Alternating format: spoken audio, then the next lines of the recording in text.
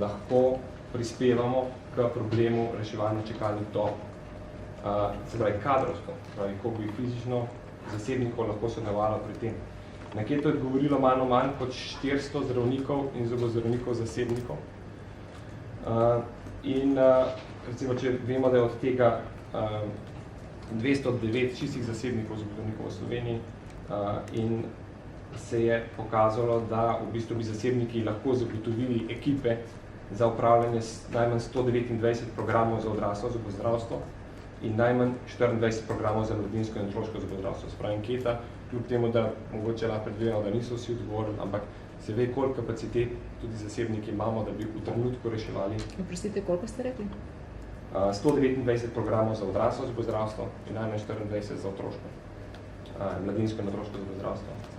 Če bi se iz proračuna uredila dodatna sredstva za reševanje krize dostopnosti v zobozdravstvu.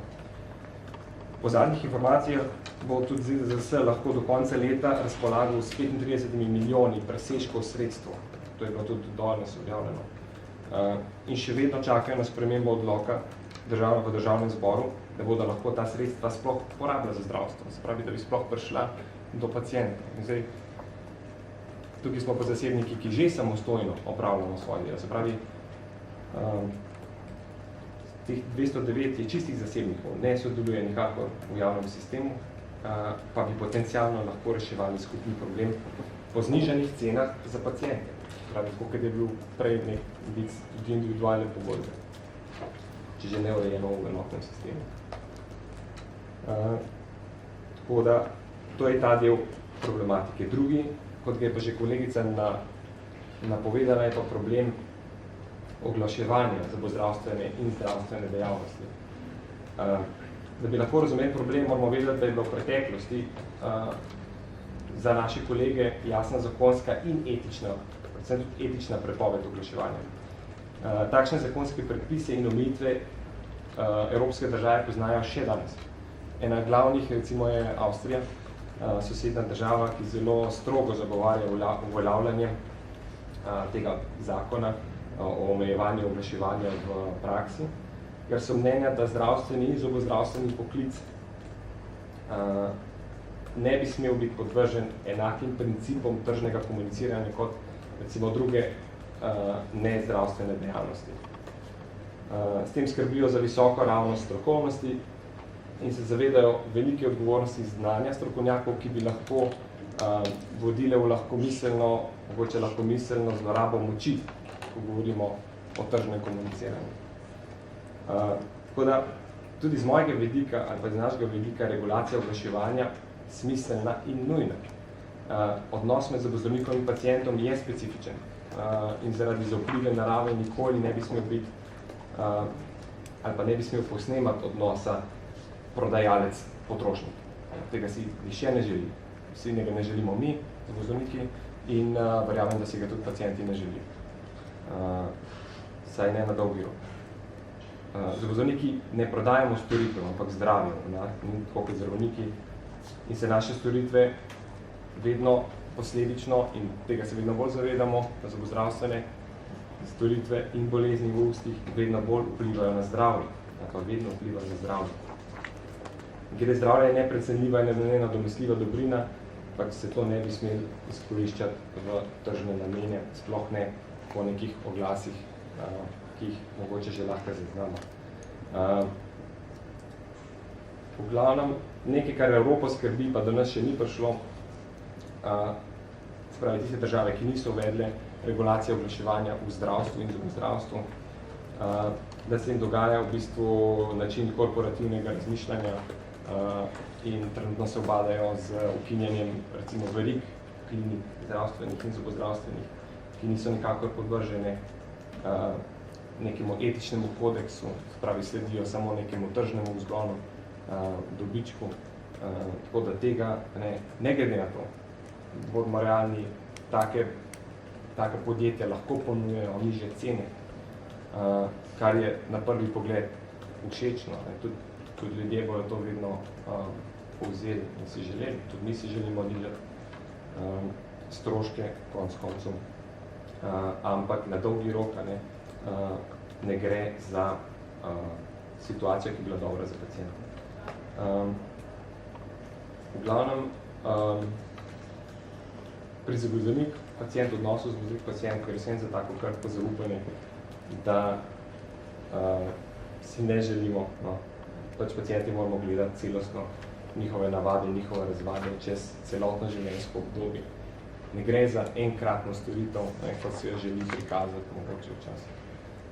Vsako delo, ki je narejeno v ustih, je potrebno vzdrževati, če ne propade, in če nimamo tega nujnega sodelovanja in pa zaupanja konec koncev v zobozdravstveni sistem, ta ne more funkcionirati. Pacientom zato vedno svetujemo, če je možno, da naj odločitve in izbiro zobozdravnika naj ne temeljijo samo na podlagi cene in časovno ugodnih rešitvah. Tu se namreč skrivajo te pasti dentalnega turizma. Dentalni turizem, ki ga spodbujajo konec koncev vlade sosednjih držav, vstopa v naš prostor kot nelojalna konkurenca, ki lahko zavajajoče neetično oglaševanje, ki oglašuje svoje storitve, ustvarja vtis, da zobozdravniki naši niso sposobni reševati kompleksnih ali pa bolj tehnološko naprednih rehabilitacij zobovja, kar preprosto ni res. Tuji zasebniki se ponujajo kot neki rešitelji slovenskega zobozdravstva in naša zavarovalnica in politika pri tem še prekima, ko v javnosti pove, da gre za sistemsko, ko javnosti ne pove, da gre za sistemsko zlorabo pacientov, ki v javni mreži preprosto ne pride na vrsto. Zdaj, po vsem tem govoričenju, jaz bi si želel, da javnost razume sporočilo, da nam zobozdravnikom, pa jaz tukaj v tem pogledu kot zasebnik, da nam ni za reševanje lastnih denarnic, kar se nam doskrat mogoče učita. Ni nam do teh političnih preigravanj, sploh pa če ne peljajo do dejanskih praktičnih sprememb, ki so pač nujne. Želimo si, da bi javnost presegla mogoče te ustaljene predsodke do zobozdravnikov, ki smo verjetno delno tudi sami odgovorni za njih. Dentalni turizem v nekih urejenih razmerah mogoče sploh ne bi bil problem, bi bila samo neka alternativa. Zobozdravniki se ne bojimo možnosti izbire, pacienti jo morajo imeti in si isto želimo, ampak v nekem sistemu, ki ne funkcionira, pa dentalni turizem kriči potem na zlorablja neurejen sistem. V glavnem, tudi sam bi si želel živeti v državi, v kateri bi lahko verjeli strokovnjakom, ki se jim bi lahko zaupali, da nam svetujejo najboljš in nam želijo dobro, ne pa sam, da nam želijo dobro prodati. Tako da to se upam, da se nam nikoli ne zgodi. Hvala. Zdaj pa smo bili zelo dolgi, izčrpni, tako da vprašanja.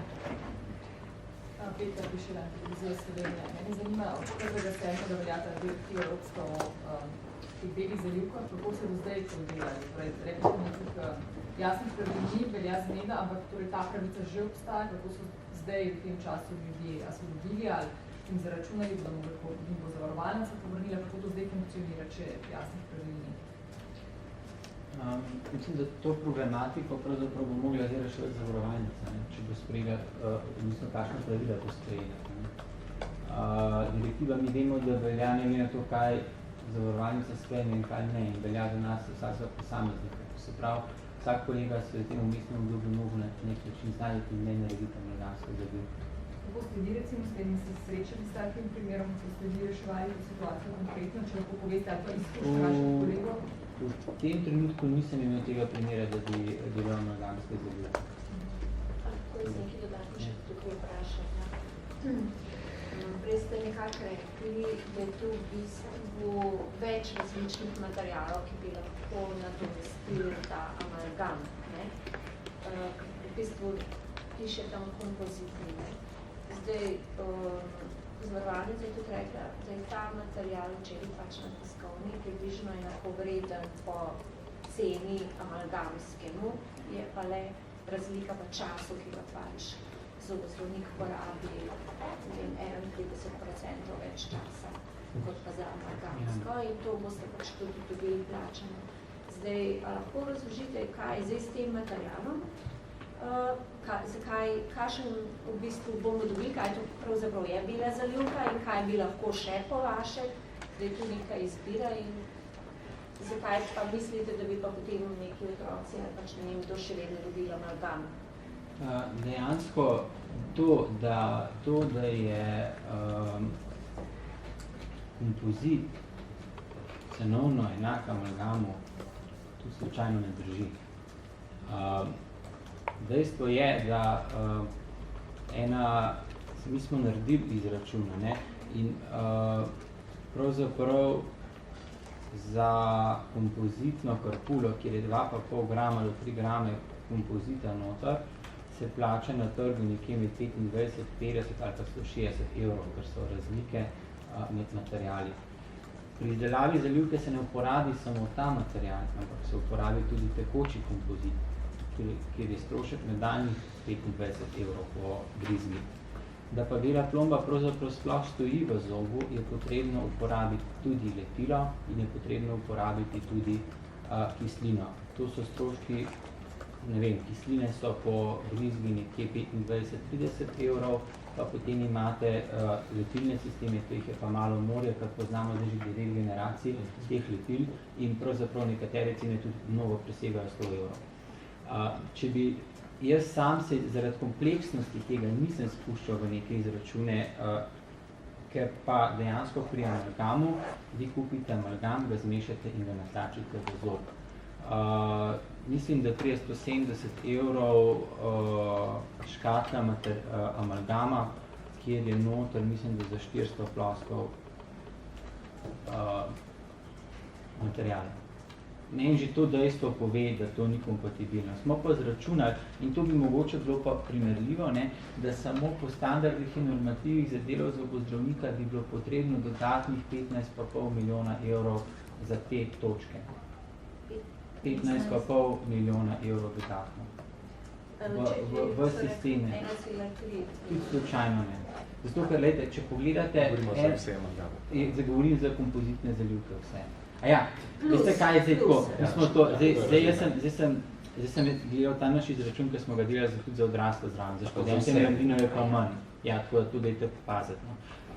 Je pa tako, da če pa gledamo za glasionomerni cement, se pravi tiste cene, ki sem jih prej povedal, pa veljajo, ker se isto dela pri njih bele plombe. Pri glasionomernih cementih gre pa v bistvu za cement, ki ga v kapsuli isto sestra zameša in ga ubrizgamo v zob. Se pravi, ni nalaganja materijala, polimeriziranja z lučkami in tako, in se on tako tudi strdi. Zračunali smo, da nekje bi ga imeli, zdaj spet za odraslo, bi mogli, mislim, da po programu 1300 evrov dodatnih stroškov imeti za sam material, ker tukaj pride pa ena škatla za 50 karkulami, se pravi, ena karkula je za enkratno uporabo, strošek med 70 pa 100 evri. Se pravi, 50 zob bi za glasionomerno lahko obravnavali, zdaj za amalgamom smo rekli, zdaj 400, se pač odvisno, koliko je velika ploska, lahko se to razpolovi na 200, a ne? Če so pač več ploskovne plombe, lahko se razdeli tudi na 150, a ne, če so troploskovne. No, pri glasionomeru je pa pač to neka vmesna varianta. Mi smo mnenja, no, da je to material, ki bi skoraj mogel biti šifriran za to vrstne storitve, predvsem zaradi tega, ker zdaj predstavljate si vi otroka, ki že noče odpreti ust in predno ga zoboznik pripravi, da pride na stol. Da vi naredite belo plombo, morate imeti zob popolnoma osušen, da lepilo sploh prime. Se pravi, popolno kontrolo nad slino v ustih. Pri 9-letniku, recimo. To je praktično... V 4 leti. Ja, no, pa še fazi.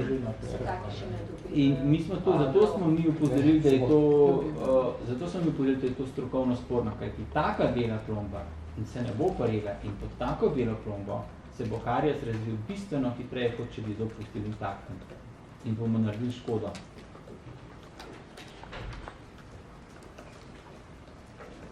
In ta material pač ni, ne? Mislim, ja, vemo kompozit, ne? Ni problema, ampak dajmo možnost tudi drugim materialom, ne zdaj tam napisati, zato sem jaz rekel, da verjetno so potem amalgam naprej spet uporabljali, ne?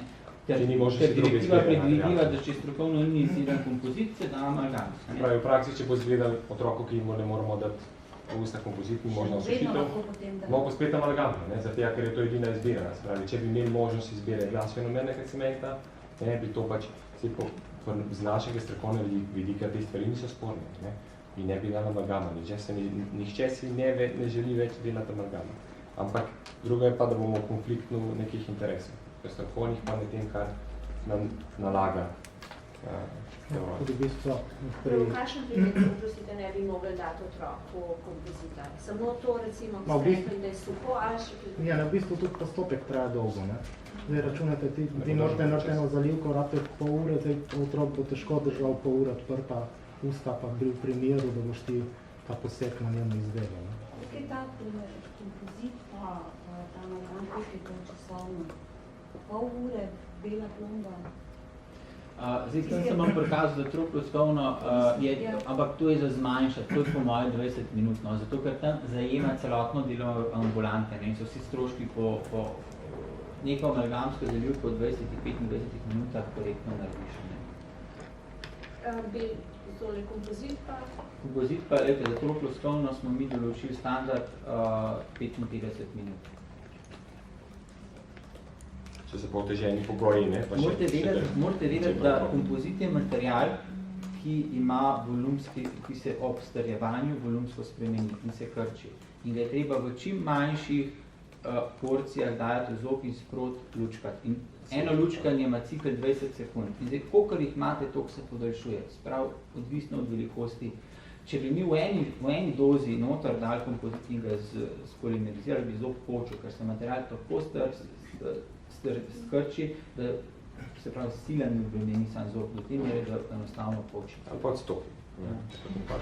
Pa imate mogoče kakšen uvid, recimo, kakšen delež prebivalstva ali pač pacientov, bo še rečen, bi zdaj bil upravičen tako na oko. Do teh novih.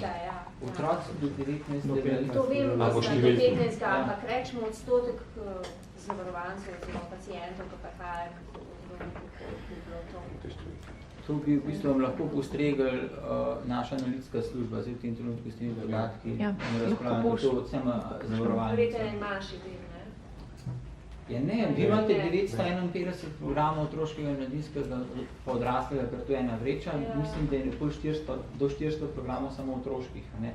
Zdaj, če gledate populacijo 1 600 je odraslih, pa potem do 2 milijona je razlika, se pravi, toliko je otroka. Ne?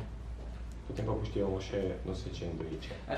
Glede, problem pri otroškem verjetno bo v tem, ker če ne vem, koliko bo vrednotil to belo plombo, ampak na račun te bele plombe bo odpadel toliko fluoriran, toliko pregledov, toliko tega, zato ker bodo kolegi mogli te bele plombe delati. In v tem mediциnskem času, tega časa za te preventivne posege bodo bistveno manjši, ki pa so za otroke recimo pomembni. Da se ne razume narobe, vsi bi želeli delati boljše, kompozit in tako naprej. Ampak v tem obstoječem sistemu je to pač nemogoče napisati na papir nekaj, kar spet v praksi se ne bo mogli izvajati. Mogoče vam lahko kolega, ki je tudi otroški zobozdravnik, kaj več pove od sami ambulantnega dela. Ja, v bistvu v otroškem in mladinskem zobozdravstvu je... Glavo način posnet. Aha.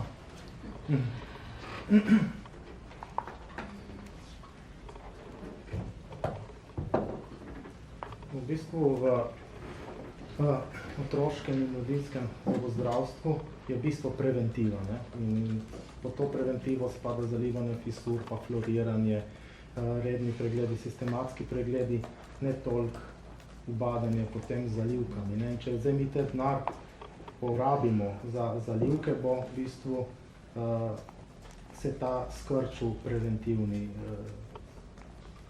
storitve se bodo skrčile, ne? In tega se mi ne želimo. Niso zdaj otroci zdravi, nimajo zdrave zobe, kot da v bistvu ni toliko teh zalivk. V bistvu to je odvisno od področja. Imamo področja, kjer je še zmeri so kritična, nekje pa so že boljše. Ja. Sam še zmeri je važna ta preventiva. Ne? Zdaj, če bo pa preventiva pač s temi zalivkami dolgoročno se zmanjšala, se bo spet ponovil problem, ker bomo padli začaran krog.